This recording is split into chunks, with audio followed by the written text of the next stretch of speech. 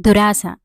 Arabia దేశంలోని ఒక చిన్న గ్రామంలో గుల్బీబీ అనే పేదరాలు ఉండేది. ఆమె భర్త ఒంటెల పోషణ చూసేవాడు. గుల్బీబీ ఒక ధనిక వ్యాపారి ఎంట చాకిరీ చేసేది. ఆ భార్యాభర్తలు మట్టిగోడలు గల ఒక పూరి కొంపలో నివసించేవాళ్లు. గుల్ పనిచేసే ఇంటి యజమాని అయిన వ్యాపారి పరమలోభి. అతని భార్య కూడా అలాంటిదే. ఆమె తన భర్తకు తెలియకుండా ఇంటి వస్తువులు ఇరిగి పొరుగువాళ్లకు అమ్మి ఆ డబ్బు దాచుకునేది. గుల్బీబీకి నెలాఖరున జీతం ఇవ్వవచ్చేసరికి అవి ఇవి పోయాయని, వాటిని గుల్బీబీయే కాచేసిందని చెప్పి జీతం సగం విరగకోసేది. చేసేది లేక గుల్బీబీ ఆమె ఇచ్చినంతే పుచ్చుకునేది.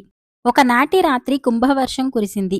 పేద భార్యాభర్తలు తెల్లవార్లు చలికి ముడుచుకొని తమ గుడిసెలో ఒక మూల కూర్చున్నారు. వర్షానికి గుడిసె గోడలో కొంత భాగం కూలిపోయింది. తెల్లవారగానే వాళ్లు కూలిపోయిన మట్టి మెత్తి మళ్లీ గోడ నిర్మించటానికి పూనుకున్నారు. అప్పుడా మట్టిలో వారికి సీలు వేసిన వెండి చెంబు ఒకటి దొరికింది. మూత పగలగొట్టి చూస్తే చెంబు నిండా బంగారు కాసులున్నాయి. వాటితో తమ దరిద్రం పోయిందని వాళ్లు సంతోషించారు. గుల్బీబీ భర్త 2-3 కాసులు తీసుకుని అవసరంగా కావలసిన సరుకులు కొనుక్కురావటానికి దుకాణానికి వెళ్లాడు. అంత కటిక పేదవాడి దగ్గర బంగారు కాసులుండటం చూసి దుకాణదారు అనుమానపడి అది దొంగ సొమ్ము కావచ్చుననుకుని గ్రామాధికారిని పిలిపించాడు. ఈ లోపల ఈ సంగతి గుల్బీబీ పనిచేసే వ్యాపారి భార్యకు తెలిసింది. ఆమె తన భర్తను వెంటపెట్టుకుని గ్రామాధికారి వద్దకు వెళ్లి, అయ్యా, వీడి భార్య మా ఇంట్లో పనిచేస్తూ ఉంటుంది. విలువగల వస్తువులన్నీ కాచేయటం దాని అలవాటు. అదే నా బంగారు కాసులు కాచేసింది. అవి నావే అన్నది. గుల్బీబీ భర్త ఏమీ మాట్లాడలేదు. తనకు దొరికిన వెండి చెంబు గురించి బయటపడితే మిగిలిన బంగారు కాసులను గొప్ప గొప్ప వాళ్లందరూ కలిసి పనిచేసుకుంటారని వాడికి భయం వేసింది. వాడేమీ సంజాయిషి ఇచ్చుకోనందున గ్రామాధికారి వాడి వద్ద ఉన్న కాసులను వ్యాపారి భార్యకు ఇప్పించి గట్టి హెచ్చరిక చేసి పంపాడు. అంతా సవ్యంగానే జరిగింది గాని తనకు తెలియకుండా తన భార్య దగ్గర బంగారు కాసులెలా చేరాయో వ్యాపారికి అర్థం కాలేదు. ఈ రహస్యం తెలుసుకోవాలని అతనికి పుట్టింది. గుల్బీబీకి మాత్రం వ్యాపారి భార్య మీద భరించరానంత కోపం వచ్చింది. ఒక రాత్రల్లా నిద్రపోకుండా ఆలోచించి ఆమె మీద పగ తీర్చుకోవటానికి ఒక ఉపాయం కనిపెట్టింది. మర్నాడు ఆమె పనిచేయటానికి వ్యాపారి ఇంటికి వెళ్ళినప్పుడు వ్యాపారి భార్య తనకు ఉతకటానికి ఇచ్చిన దుస్తులలో కొన్ని మంచివి ఏరి ఒక పక్కన పెట్టి వాటిని తన ఇంటికి తెచ్చింది. ఆమె వాటిని ధరించి బురకా వేసుకుని తమకు దొరికిన వెండి చెంబు, బంగారు కాసులు దుస్తులలో దాచుకొని తన భర్తను గ్రామాధికారికి అప్పగించి షావుకారు దగ్గరికి వెళ్ళింది. అప్పటికి చీకటి పడి ఉండటం వల్ల గుల్బీబీ ఎత్తులోనూ లావులోనూ వ్యాపారి భార్యను పోలి ఉండటం వల్ల, వ్యాపారి భార్య ధరించే దుస్తులే వేసుకొని ఉండటం వల్ల షావుకారు అతి తేలిగ్గా మోసపోయాడు. తన భర్త బంగారు కాసులను వెండి కాసులకు మార్చుకురమ్మని పంపాడంటూ గుల్బీబీ షావుకారుకు తాను తెచ్చిన బంగారు కాసులు ఇచ్చింది. షావుకారు బంగారు కాసులు ఎంచి చూసుకుని గుల్బీబీకి 8,000 వెండి కాసులిచ్చాడు. గుల్బీబీ తన గుడిసెకు తిరిగి వచ్చేసింది. మర్నాడామె వ్యాపారి భార్య దుస్తులు తీసుకుపోయి వ్యాపారి ఇంట పెట్టేసి వ్యాపారి భార్యతో తాను పని మానుకున్నట్టు చెప్పి ఇంటికి వెళ్లిపోయింది. ఆ రోజే షావుకారు వ్యాపారిని కలుసుకున్నప్పుడు బంగారానికి నేనిచ్చిన వెండి లెక్క ప్రకారం సరిపోయింది కదా అని అడిగాడు. వ్యాపారికి షావుకారు మాటలేమీ అర్థం కాలేదు. బంగారమేమిటి, వెండేమిటి అన్నాడతను. నిన్న చీకటి పడే వేళ నీ భార్య చేత బంగారం పంపించి వెండి కింద మార్పిచ్చుకుంటువి కదటయ్యా, గుర్తులేదా అన్నాడు షావుకారు. వ్యాపారికి తన భార్య మీద అదివరకే కలిగిన అనుమానం ఈసారి రూఢి అయింది. తన భార్య తనకు తెలియకుండా అంతులేని బంగారం కూడబెడుతున్నదన్నమాట. అతను మహాకోపంలో ఇంటికి వెళ్లేసరికి అతని భార్య ఏవో వస్తువులు పొరిగింటి ఆమెకు అమ్ముతున్నది. ఒళ్ళు తెలియని ఆవేశంతో వ్యాపారి తన భార్యను చావతన్ని పుట్టింటికి పంపేశాడు. తమకు దొరికిన డబ్బుతో గుల్బీబీ ఆమె భర్త చీకు చింత లేకుండా సుఖంగా జీవించారు. బాగ్దాద్ నగరానికి ఖలీఫా అయిన హరూస్ అల్ రషీద్ ఒకనాడు మారువేషంలో నగర సంచారానికి బయలుదేరాడు. ఆయన వెంట మంత్రి జాఫర్, అంగరక్షకుడు మస్రూన్ కూడా మారువేషాలలో ఉన్నారు. ఆయన వీధులన్నీ తిరిగి టిగ్రిస్ నదిపై ఉండే రాతి వంతెన వద్దకు వచ్చేసరికి అక్కడ ఒక కళ్ళు లేని ముసలి బిచ్చగాడు దారే పోయేవారిని ధర్మం అడుగుతూ కనిపించాడు. ఖలీఫా ఆ ముసలివాణ్ణి చూసి జాలిపడి వాడి చేతిలో ఒక బంగారు దీనారం ఉంచాడు. వెంటనే ఆ గుడ్డివాడు ఖలీఫా చెయ్యి గట్టిగా పట్టేసి, బాబూ, అల్లా మిమ్మల్ని అనుగ్రహిస్తాడు. మీరు మాత్రం నా గూబ మీద ఒక్క దెబ్బ వేసి మరీ వెళ్ళాలి. గుడ్డివాణ్ణని ఏమాత్రం సందేహించకండి అని ఆయన చెయ్యి వదిలిపెట్టి చొక్కా పట్టుకున్నాడు. అయ్యా, పెట్టిన చేత్తో కొట్టటమెలా? అందులోనూ నీ వంటి ముసలివాణ్ణి కొడితే అల్లా క్షమిస్తాడా అంటూ ఖలీఫా వాడి పట్టు తప్పించుకోటానికి ప్రయత్నించాడు. కాని గుడ్డివాడు ఆయనను పోనివ్వక, బాబూ, దెబ్బ తినకుండా నేను ధర్మం పుచ్చుకోలేను. నా సంగతి తెలిస్తే మీరు నా కోరికను తప్పక మన్నిస్తారు. దయచేసి ఒక దెబ్బ కొట్టి మరీ వెళ్ళండి అన్నాడు. దారే పొయ్యేవారంతా చూసి నవ్వుతారని ఖలీఫాకు బిడియం వేసింది. దెబ్బ కొడితే కాని ముసలివాడు వదిలిపెట్టేటట్టు లేడు. అందుచేత ఆయన ముసలివాడి గుబ మీద ఒక్క దెబ్బ కొట్టి ముందుకు సాగాడు. వెనక నుంచి గుడ్డివాడు ఆయనను ఆశీర్వదిస్తూ ఉండటం వినవచ్చింది. ఖలీఫా జాఫర్తో, ఈ ముసలివాడి కథ ఏంటో తెలుసుకోవాలని నాకు చాలా కుతూహలంగా ఉంది. నువ్వు వెనక్కు వెళ్ళి రేపు మధ్యాహ్నం రాజభవనం వద్ద హాజరు కమ్మని నా ఆజ్ఞగా వాడితో చెప్పిరా అన్నాడు. జాఫర్ అలాగే చేశాడు. మర్నాడు మధ్యాహ్నం ప్రార్థనలు ముగిసినాక ఖలీఫా దీవాన్లోకి రాగానే జాఫర్ ముసలి గుడ్డి బిచ్చగాణ్ణి ఖలీఫా సమక్షానికి పిలిపించాడు. ఖలీఫా ఆజ్ఞాపించిన మీదట ఆ బిచ్చగాడు తన కథను ఈ విధంగా చెప్పసాగాడు. నా పేరు బాబా అబ్దల్లా. నేను చిన్నతనం నుంచి ఒంటెలు తోలుతూ బతికాను. నేను చూపిన శ్రద్ధాశక్తుల ఫలితంగా 80 ఒంటెలను సంపాదించుకున్నాను. వాటిని వర్తకులకు, యాత్రికులకు అద్దెకిస్తూ ఏటా మంచి లాభాలు సంపాదిస్తూ వచ్చాను. ఇరాక్లో నాలాగా జీవించే వారందరికన్నా నేను ధనికుణ్ణి కావాలని కలలు కంటూ ఉండేవాణ్ణి. ఒకసారి నేను ఇండియాకి రవాణా అవుతున్న సరుకును బస్రా రేవుకు చేర్చటం జరిగింది. బస్రా నుంచి నేను ఖాళీ ఒంటెలతో తిరిగి వస్తూ ఒక నీటి తొట్టె వద్ద ఆగి ఒంటెలకు నీరు పెట్టి భోజనం చెయ్యటానికి కూర్చున్నాను. ఆ సమయానికే ఒక ఫకీరు అక్కడికి వచ్చాడు. ఎడారి ఆచారం ప్రకారం మేము మా ఆహారాన్ని ఒకరితో ఒకరం పంచుకొని భోజనం చేసి అవి ఇవి మాట్లాడుకున్నాం. మాటల సందర్భంలో నేను ఆ ఫకీరుకు నేను కనే కలలను గురించి చెప్పాను. అతను నవ్వి, పిచ్చివాడా, అదృష్టం కలిసి వస్తే ఒక క్షణంలో నవనిధులు దొరికేటప్పుడు నీవు ధనం గురించి కలలు కనటం వెర్రి కాదా? భూమి లోపల పాతిపెట్టి ఉండే నిధులను గురించి నువ్వెన్నడూ వినలేదా? నేను నీకు తటస్థపడటం నీ అదృష్టమనుకుంటాను. నా వెంటరా అన్నాడు. ఇంతకాలానికి నా అదృష్టం పండింది కాబోలుననుకుంటూ నేనా ఫకీరు వెంట బయలుదేరాను. 1 గంట కల్లా మేమొక సన్నని కనుమలో నుంచి ఒక లోయలోకి ప్రవేశించాం. ఆ లోయలో ఒక ఎత్తైన కొండ నిటారుగా ఉన్నది. ఇదే మన చోటు. నీ ఒంటెలన్నింటినీ పడుకోపెట్టు. వాటిమీద ధనపు మూటలు వేద్దాం అన్నాడు ఫకీరు. నేను ఒంటెలను ఆ యత్నం చేసి తిరిగి వచ్చే లోపల ఫకీరు కొండ దిగువన చితుకులు పేర్చి మంట చేశాడు. ఆ మంటలో గుగ్గిలం చల్లుతూ నాకు అర్థం కాని మంత్రాలేవో చదివాడు. కొద్దిసేపటికెల్లా గాలికి గుగ్గిలం పొగ విచ్చిపోయేసరికి కొండలో ఉన్న ఒక రాయి 2గా విచ్చిపోయి లోపల ఉన్న గుహ నాకు కనపడింది. ఆ గుహ నిండా బంగారు కాసులు, రత్నాల రాసులు ఉన్నాయి. నేను ఆత్రంగా బంగారు కాసులపైన పడి 2 చేతులా వాటిని తీసుకొని నా వెంట తెచ్చిన సంచిలో పోసుకోసాగాను. ఇది చూసి ఫకీరు, పేదవాడా, నీ ఒంటెలు బంగారం ఎంతని మోస్తాయి? ఆ వెనక ఉన్న రత్నరాసులు చూడు. అవి బంగారం కన్నా 100 బరువు తక్కువ, 1000 విలువ ఎక్కువ. అందుచేత నీ ఒంటెలి మీద వాటిని ఎక్కించుకో అన్నాడు.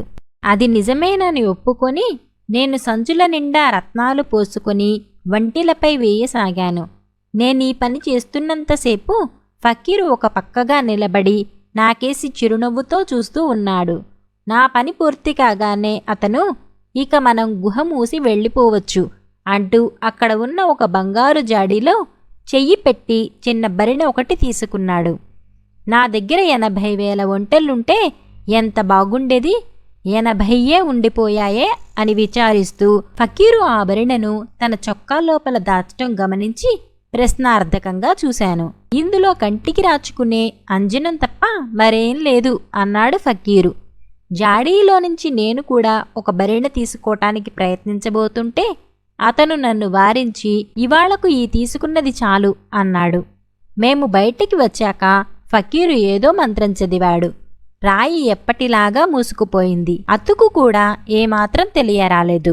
మనం బయలుదేరిన చోటికి తిరిగి వెళ్ళగానే ఈ రత్నరాసులను చెరిసగం పంచుకుందాం అన్నాడు ఫకీరు. ఇద్దరం తిరిగి వచ్చేటప్పుడు నేను ఆలోచించగా అతనికి సగం సొత్తు ఇవ్వటం అనవసరమని తోచింది. ఎందుకంటే నా ఒంటెలు లేకపోతే అతనికి ఈ రత్నాలను తెచ్చుకునే మార్గం లేదు. అదీకాక నేను వెంట ఉంటేనే తప్ప ఆ గుహ తెరుచుకోదేమో. నేనే శ్రమపడి ఈ సంచులన్నీ ఒంటెలపైకి ఎత్తాను. అతను నిలబడి చిరునవ్వు నవ్వటం తప్ప ఏమీ శ్రమపడలేదు. మేము బయలుదేరిన చోటికి చేరుకోగానే, అయ్యా ఫకీరు, సన్యాసిలాగా తిరిగే నీకు 40 ఒంటెల బరువు రత్నాలు దేనికి? అవి ఉన్న చోటు చూపించినందుకు నీకు అంత వాటా ఇవ్వాలా అన్నాను. నా మాటకు ఫకీరు ఆగ్రహించక, పిచ్చివాడా, నేను దీన్ని బీదసాదలకు పంచుతాను, లేకపోతే నాకీదానం దేనికి? నీకు ఒకటి తెలియలేదల్లే ఉంది. ఒక్కొక్క ఒంటె పైన ఒక మహారాజు విలువ చేసే రత్నాలు ఉన్నాయి. 40 ఒంటెలు వెంట పెట్టుకుపోయినా బాగ్దాదులో నీకన్నా ధనికుడుండడు. అందుచేత అనవసరంగా దురాశపడకు అన్నాడు. ఆ మాట నిజమేనని తెలిసి కూడా నేను అందుకు చెప్పలేదు. కానీ ఒంటెలను తోలటం చాలా గడ్డు పని. అలవాటు లేనివాడివి 40 ఒంటెలను నడపలేవు. అవన్నీ నీకు దక్కవని చెప్పాను. అదీగాక నీకీ గుహ తెలుసు గనక ఎప్పుడు కావలిస్తే అప్పుడు మళ్ళీ వచ్చి రత్నాలు తీసుకుపోవచ్చు. కొద్ది ఒంటెలనే తీసుకోవటం మంచిది అన్నాను. అదీ నిజమే, నాకు 20 ఒంటెలను మాత్రం ఇయ్యి అన్నాడు ఫకీరు. అతను అంత సులువుగా నా మాట విన్నందుకు సంతోషించి అతనికి 20 ఒంటెలిచ్చాను. అతను బస్రా దారి పట్టాడు. నేను బాగ్దాద్ దారి పట్టాను. కాని కొద్ది దూరం వెళ్లానో లేదో దురాశ నన్ను తినివెయ్యసాగింది. ఫకీరు తీసుకుపోతున్న 20 ఒంటెల మీద ఉన్న రత్నాలతో పాటు నా ప్రాణాలు కూడా పోతున్నాయనిపించింది. నేను నా ఒంటెలను ఆపి ఫకీరును ఎలుగెత్తి పిలుస్తూ వెనక్కు పరిగెత్తాను. ఫకీరు నా కేకలు విని ఆగాడు. నేను ఫకీరును ఏవో కారణాలు చెప్పి బతిమాలి కంటనీరు పెట్టుకుని ఆ 20 ఒంటెలను కూడా నాకే ఇవ్వటానికి ఒప్పించాను. తర్వాత నేనతన్ని కౌగలించుకొని సెలవు అడిగాను. తమ్ముడు, అల్లా అనుగ్రహించి ఇచ్చిన ఈ ధనాన్ని వివేకంతో ఖర్చు చెయ్యి, నన్ను మర్చిపోకు అన్నాడు ఫకీరు. అప్పటికైనా నేను వెళ్ళిపోతే ఎంత బాగుండేది. కానీ నాకు ఆ రోజు మంచిది కాదు. ఆ ఫకీరు తన చొక్కాలో దాచుకున్న బరిణ నాకు జ్ఞాపకం వచ్చింది. అది కూడా తీసుకుంటే కాని నా అదృష్టం పూర్తి కాదనిపించింది. అందులో ఈ రత్నాలన్నింటికన్నా విలువైనదేదో ఉండాలి. లేకపోతే ఫకీరు ఆ బరిణ ఉంచుకొని రత్నాలన్నింటినీ నాకు అంత సులువుగా ఎందుకు ఇచ్చి ఉంటాడు? అన్నా, ఒకటి చెప్పు, ఆ అంజనంతో ఏం చేస్తావు? నీ జ్ఞాపకార్థం ఆ బరిణ నాకివ్వరాదా అన్నాను. ఫకీరు దాన్ని ఇష్టపడి ఇవ్వకపోతే వాణ్ణి అక్కడే చంపి అయినా దాన్ని తీసుకునేటందుకు నేను సిద్ధపడ్డాను. కాని అతను చిరునవ్వు నవ్వుతూ ఆ బరిని నాకిచ్చేసి నా వల్ల ఇంకేమైనా సహాయం కావలసి ఉంటే చెప్పు అన్నాడు. నేను బరిణ మూత తీసి, అన్నా, ఈ అంజనం వల్ల ఉపయోగమేంటో అది కూడా చెప్పి పుణ్యం కట్టుకో అన్నాను. అందుకు అతడు, ఈ అంజనాన్ని ఎడమకంటి రెప్ప అంచున రాచుకుంటే భూమిలో ఉండే నిధి నిక్షేపాలన్నీ కనిపిస్తాయి. దాన్ని కుడికంటికి రాచుకుంటే 2 కళ్ళు పోతాయి అన్నాడు. ఈ మాట చెప్పి ఫకీరు వెళ్ళబోతుంటే నేనతన్ని చొక్కా పట్టి ఆపి, దీని మహత్యం కూడా నీ చేతిమీదుగానే నాకు తెలియచెయ్యి. దీన్ని నా ఎడమకంటికి కాస్త రాయి అన్నాను. ఫకీరు అంజనం కొంచెం తీసి నా ఎడమకంటి రెప్పమీద కంటి చుట్టూరా రాచి, ఇప్పుడు కుడికన్ను మూసి ఎడమకన్ను తెరిచి చూడు అన్నాడు. నేను అలాగే చూశాను. నా ఎడమకంటికి ఎదురుగా ఉండే దృశ్యం కనబడటానికి బదులు భూమిలో, కొండలలో, పెద్ద పెద్ద చెట్ల కింద, సముద్రం అడుగున ఉండే నిధి నిక్షేపాలు కనిపించాయి. గనులలో ఉండే వెండి బంగారాలు, రత్నమాణిక్యాలు కనిపించాయి. చివరకు కుడికన్ను తెరిచాను. అప్పుడుగాని నాకు మామూలు దృష్టి తిరిగి రాలేదు. ఆ అంజనం ప్రభావం చూశాక దాన్ని గురించి ఫకీరు చెప్పిన రెండో విషయం నాకు అనుమానాస్పదంగా తోచింది. ఒక కంటికి పూసుకుంటే ఇంత అద్భుతమైన దృష్టి ఇచ్చే అంజనం రెండో కంటికి పూసుకుంటే రెండు కళ్ళు పోగొడుతుందని నేను నమ్మలేకపోయాను. నేను కుడికంటికి ఆ అంజనం పూసుకోకుండా చేయటానికే ఫకీరు అలా చెప్పి ఉంటాడని అనుమానించాను. అన్నా, ఈ అంజనాన్ని నా కుడికంటికి కూడా రాయి. నాకు తెలుసును, అలా రాచావంటే నేను చూసిన నిధులన్నీ నాకు వశమవుతాయి. నన్ను మోసపుచ్చాలని చూస్తున్నావు. నేనంత సులువుగా మోసపోను అన్నాను. ఈసారి ఫకీరుకు నా మీద కోపం వచ్చింది. నువ్వు నాశనం కోరి తెచ్చుకుంటున్నావు. నేనా పని చేయను, నన్ను వెళ్ళని అన్నాడతను. కాని నేను అతన్ని పోనివ్వక నా కుడికంటికి కూడా అతడి చేత అంజనం రాయించుకున్నాను. వెంటనే నా కళ్ళు రెండూ పోయాయి. నా దృష్టి నాకు తిరిగి ఇవ్వమని ఎంతో వేడుకున్నాను. కాని ఫకీరు జవాబు చెప్పకుండా నా 80 ఒంటెలను తోలుకుని వెళ్ళిపోయాడు. నేను అక్కడే ఉండిపోయాను. మర్నాడు అటుగా ఒక బిడారు వచ్చి నన్ను బాగ్దాదు చేర్చింది. ఆ రోజు మొదలుకొని నేను బిచ్చగాడిగా బతుకుతున్నాను. నాకు ధర్మం చేసిన ప్రతివాడి చేత చెంపదెబ్బ తినటం నేను ఒక నియమంగా పెట్టుకున్నాను. ఈ కథ విని ఖలీఫా, బాబా అబ్దల్లా, నీ దురాశకు తగిన శిక్ష అదివరకే అనుభవించావు. ఇక బిచ్చం ఎత్తకు. నేను నీకు రోజు 10 దీరాము ఇప్పిస్తాను. బతికి ఉన్నన్న నాళ్ళు నీ పోషణ జరిగేటట్టు చూస్తాను అని చెప్పి ఆ ప్రకారమే గుడ్డి బిచ్చగాడికి భరణం ఏర్పాటు చేయించాడు. దురాశాపరులు. సుబ్బయ్య శెట్టి చిల్లర కొట్టు వ్యాపారంతో పాటు మేకలను కూడా పెంచేవాడు. అతని భార్యకు నగల పిచ్చి, చీరల పిచ్చిను. ఆవిడ కోసం మేకలు అమ్మగా వచ్చిన డబ్బు మాత్రమే శెట్టి ఉపయోగించేవాడు. ఇలా ఉండగా ఏదో పండగ దగ్గర పడింది. శెట్టి భార్యకు చీర కొనవలసి వచ్చింది. శెట్టి ఒక మేకను అమ్మటానికి పొరుగురు సంతకు వెళ్ళాడు. అతను డబ్బు వ్యవహారాలలో ఇతరులను ఏమాత్రమూ నమ్మడు. సంతరోజు అనుకోకుండా పెద్ద వర్షం పడటం వల్ల జనం పలచగా ఉన్నారు. క్రయ విక్రయాలు మందంగా ఉన్నాయి. శెట్టి మేకకు 10 రూకల ధర కూడా పలకలేదు. 20కి తక్కువైతే అమ్మే ఉద్దేశం లేక చీకటి పడినదాకా మంచి బేరం కోసం ఎదురుచూసి చివరకు మేకను తీసుకుని నిరుత్సాహంగా ఇంటికి తిరుగు ప్రయాణమయ్యాడు శెట్టి. అంతా కొండదారి. ఊరి దగ్గర కొండ మలుపులో గుహ ఉన్నది. అందులో దెయ్యాలు ఉంటాయని చెప్పుకునేవారు. ఆ పరిసరాలకు చేరేసరికి శెట్టికి గుండె దడపట్టుకున్నది. అసలే చీకటి, గాఢాంధకారం. శెట్టి గబగబా అడుగులు వేస్తూ ఆ మలుపు తిరగబోతుండగా, ఎవరువారు?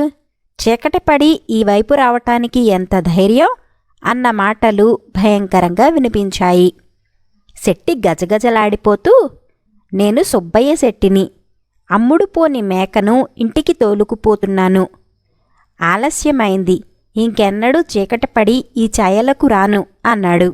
ఆ మేకను నా గుహలోకి తోలేసి నీ దారిన నువ్వు పో. మళ్ళా తెల్లవారేలోపుగా ఇక్కడికి వచ్చి దాని ఖరీదు పట్టుకుపో అన్న మాటలు గుహలో నుంచి వినిపించాయి. బతుకు జీవుడా అని శెట్టి తన మేకను గుహలోకి తోలేసి గబగబా ఊరికేసి నడిచాడు. కాని ఇంటికి వెళ్ళటానికి అతనికి ధైర్యం లేదు. డబ్బు ఏదని అతని పెళ్ళాం ప్రాణాలు తోడేస్తుంది. దెయ్యం ఏమిస్తుందో అది తీసుకుపోతే కాని ఆమె తనను ఇంట్లోకి అడుగుపెట్టనీయదు. శెట్టి తూర్పు తెల్లవారేదాకా ఎవరి వీధి అరుగు మీదనో కాలక్షేపం చేసి కాస్త ధైర్యం తెచ్చుకొని కాళ్ళిడ్చుకుంటూ మళ్లీ గుహకేసి వచ్చాడు. మేక బాగా కొవ్వి చాలా రుచిగా ఉన్నది. ఇదిగో దాని ఖరీదు అన్న మాటలతో పాటు గుహలో నుంచి ఒక మూట వచ్చి శెట్టి కాళ్ల ముందు పడింది. దాన్ని తీసుకుని పరుగులాటి నడకతో ఇల్లు చేరాడు శెట్టి. శెట్టి లోపలికి పోతూనే తలుపు మూసి సంచిలో డబ్బంతా నేలమీద పోసి లెక్క చూశాడు. 50 రూకలు. ఆ డొక్కు మేకకు ఎంత డబ్బు పోసిన వెర్రుపీనుగు ఎవరబ్బా అంటూ శెట్టి భార్య బుగ్గలు నొక్కుకున్నది. ఈ సంగతి ఎవరికీ చెప్పకు సుమా అంటూ శెట్టి జరిగిందంతా తన భార్యకు చెప్పేశాడు. శెట్టి భార్య కూడా ఎవరికీ చెప్పకు సుమా అంటూ ఈ విషయం పొరుగింటి పుల్లమ్మకి చెప్పింది. అది పొల్లమ్మ మొగుడికి, ఎదిరింటి వాడికి, వెనకింటి వాళ్లకు, చివరకు ఊరందరికీ తెలిసిపోయింది. మేకలున్న వారందరికీ పరమానందమైంది. మేకలు లేనివాళ్లు కొందరు హెచ్చుధర ఇచ్చి మేకలను కొన్నారు. చీకటి పడేసరికి ఒకరికి తెలియకుండా ఒకరు దెయ్యపు గుహలోకి తమ మేకలన్నీ తోలేసి వచ్చారు. తన భార్య బాధపడలేక శెట్టి కూడా మరో 10 మేకలను గుహలోకి తోలి ఇంటికి వచ్చాడు. తూర్పు తెల్లవారుతుండగా 25 మంది జనం గుహ బయట పోగుబడ్డారు. కాని ఎవరికీ మేకల ఖరీదు అందలేదు. కనీసం దెయ్యం కంఠమైనా వారికి వినిపించలేదు. తెల్లగా తెల్లవారిపోయింది. అందరూ ధైర్యం చేసి గుహలోకి వెళ్లారు. గుహలో ఒక్క మేక కూడా లేదు. కాని గుహ మధ్య బండ మీద ఒక కాగితం ఉన్నది. దానిమీద చిన్న రాయి బరువు పెట్టి ఉన్నది. ఆ కాగితం మీద ఇలా రాసి ఉన్నది: ఈ ఉత్తరం రాస్తున్నది దెయ్యం కాదు, మీలాంటి మనిషే. పనికోసం మాసం రోజులుగా మీ చుట్టూ తిరిగిన శేషయ్యను నేను. మా నాన్న పోయాడు. ఇంట్లో ఉన్నదంతా కలిసి 100 రూకలు. అవి తీసుకుని నేను మీ ఊరు వచ్చి మిమ్మల్ని పని అడిగితే, కొత్తవాడివి, నిన్ను నమ్మి పని ఎలా ఇస్తాం అన్నారు. ఉన్న డబ్బు సగం ఖర్చు అయిపోయింది. ఇంకో ఊరు పోదామని సాయంకాలం ఈ దెయ్యం గుహలో పడుకున్నాను. మేకను తోలుకొని వస్తున్న శెట్టిని చూశాక నాకీ ఊహ కలిగింది. మనిషిని నమ్మలేని మీరు దెయ్యాన్ని నమ్మారు. లేని దెయ్యం నాకు ఎంతో మేలు చేసింది. పని చేస్తానని వచ్చిన వాడికి పైసా కూడా విడవని మీరు తేరగా డబ్బు వస్తుందనగానే కట్టకట్టుకు వచ్చి పడ్డారు.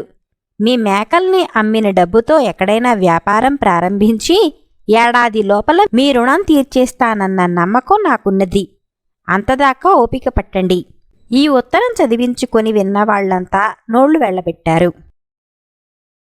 దురాశాపరుడు. విలాసపురం అనే గ్రామంలో ఒక రత్నవర్తకుడుండేవాడు. అతని తండ్రి సముద్ర వ్యాపారం చేసి ముత్యాల వర్తకంలో చాలా లాభం సంపాదించి విలాసపురంలోని రత్నాల వర్తకులలో చాలా గొప్పవాడుగా పేరు పొందాడు. కాని ఆయన న్యాయానికి, నిజాయితీకి పేరు పడ్డవాడు. ఏ రత్నానికైనా ఆయన వెల కడితే దానికి తిరుగు ఉండేది కాదు. రత్నాలను నాణ్యం కట్టటంలో కూడా ఆయన గొప్ప నిపుణుడు. ఆయన కొడుకు రత్నశెట్టి కూడా తండ్రికి తీసిపోని నిపుణుడే. అయితే అతను దురాశాపరుడు. వీలైన చోటనల్లా మోసం చేయటమే అతని పని. అందుచేత అతను తన తండ్రి చేసిన వ్యాపారంలో 10వ వంతు కూడా చెయ్యకుండానే తండ్రి కన్నా 10 లాభాలు తీశాడు. వర్తకులు అతన్ని అంటరానివాణ్ణి చూసినట్టు చూసేవారు.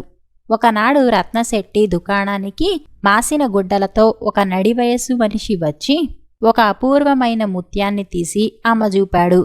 అతను రత్నశెట్టితో, అయ్యా, నన్ను చూసి ఆజన్మ దరిద్రుణ్ణని తలచకండి. నేను ఒకప్పుడు బాగా బతికినవాణ్ణే. ఇలాంటి ముత్యాలను ఎందరో స్నేహితులకు కానుకలుగా ఇచ్చాను. కాని కాలం కలిసిరాక నాకున్నదంతా పోయింది. ఈ ఒక్క ముత్యమే మిగిలింది. తిండికి కూడా లేని స్థితిలో గత్యంతరం లేక దీన్ని అమ్ముకుంటున్నాను. గొప్ప రత్న నిపుణులైన తమకు దీని విలువ గురించి వేరే చెప్పనవసరం లేదు. అందుచేత దీన్ని మీరు తీసుకుని నాకు న్యాయమైన ధర ఇప్పించండి అన్నాడు. అన్యాయం చేయటానికిది మంచి అవకాశమని రత్నశెట్టికి తెలిసిపోయింది. ఆ పేదవాడు అమ్మ చూపిన ముత్యం నిజంగా వెలలేనిది. అలాంటి ముత్యాన్ని తాను వీలైనంత చవకగా కొనటానికి పరిస్థితి చాలా అనుకూలంగా ఉన్నది. తిండి కోసం తన దగ్గర ఉన్న ఆఖరు ముత్యాన్ని అమ్ముకునేవాడు పెద్దగా బేరం ఆడలేడు. అందుచేత రత్నశెట్టి ముత్యాన్ని చూసి పెదవి విరిచి తనకు దాన్ని కొనాలన్న ఆసక్తి ఏమాత్రం లేనట్లు మాట్లాడుతూ, ఇది మీరు అనుకున్నంత విలువైన ముత్యం కాదు. దీన్ని నేను కొని పెద్దగా లాభం కూడా చేసుకునేది లేదు. ఎంతకు అమ్ముదామనుకుంటున్నారు అన్నాడు. పేదవాడు ఈ మాట విని విచారంగా, దాని విలువ మీకు తెలియనట్టు నటించకండి. మీరు న్యాయంగా నిర్ణయించిన ధర తీసుకునేటందుకు సిద్ధపడే మీ వద్దకు వచ్చాను అన్నాడు. రత్నశెట్టి ముత్యాన్ని ఇటూ అటూ తిప్పి చూసి 20 వరహాలిస్తాను. అంతకన్నా ఇస్తే నాకు గిట్టుబాటు కాదు. తర్వాత మీ ఇష్టం అన్నాడు. ఏమి ధర్మం, ఏమి న్యాయం అంటూ ఆ బీదవాడు 20 వరహాలు తీసుకుని ముత్యాన్ని రత్నశెట్టికిచ్చి వెళ్ళిపోయాడు. ఇది జరిగిన కొద్ది రోజులకు ఎండవేళ 2 స్త్రీలు వచ్చి రత్నశెట్టి దుకాణం నీడలో నిలబడి మాట్లాడుకోసాగారు.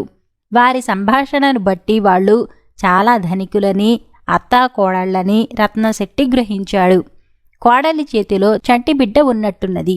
ధనగుప్తుడు సమయానికి నగలు అందించక మనని మోసం చేసేటట్టున్నాడు అత్తా అన్నది కోడలు.